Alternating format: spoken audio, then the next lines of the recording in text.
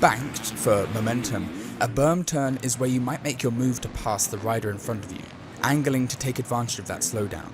For extra traction, you'll crouch your back to lower your center of gravity and bring your inside leg out to guide you around the corner.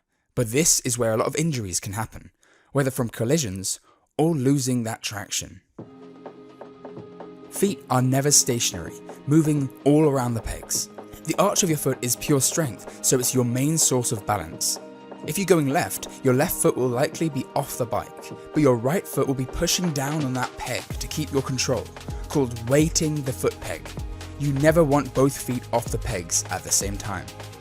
So say I'm going through a turn with my foot out, and say my front end kind of pushes away from me. What's the first thing hitting the ground? The knee, right? So a lot of guys hyperextend their knee, tear their ACLs, and then the same thing with shoulders, just because it requires so much strength.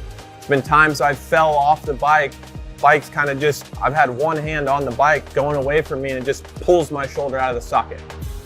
By lap 2, you're going to start having plenty of ruts to play with. These grooves in the dirt are only as wide as your tyre, but when you can fit your wheel in, it'll ensure you have traction around those turns, just like a slot car track. That's what honestly is the most difficult thing I think about Supercross. 15, 16, 17 minutes into one of these main events, the track has just disintegrated to the point where it does whatever it wants to you, you know? And you have to be really strong to deal with that in that moment. So, especially now, the bikes are all so fast. The 450s have so much torque that it just destroys this track. This is gonna be tough, either way you slice it. However, they built the first tabletop a little taller. So regardless of whatever happens, if you have no knuckle, you're gonna go down eventually. It's a good track. I like this track. The boys are struggling to make it up that one, but we'll do better on bikes. These motorcycles are highly modified compared to what you might see at your local dealership. These 450cc engines can exceed 63 horsepower and weigh as much as 220 pounds. By power to weight standards, that's better than the best NASCAR vehicles.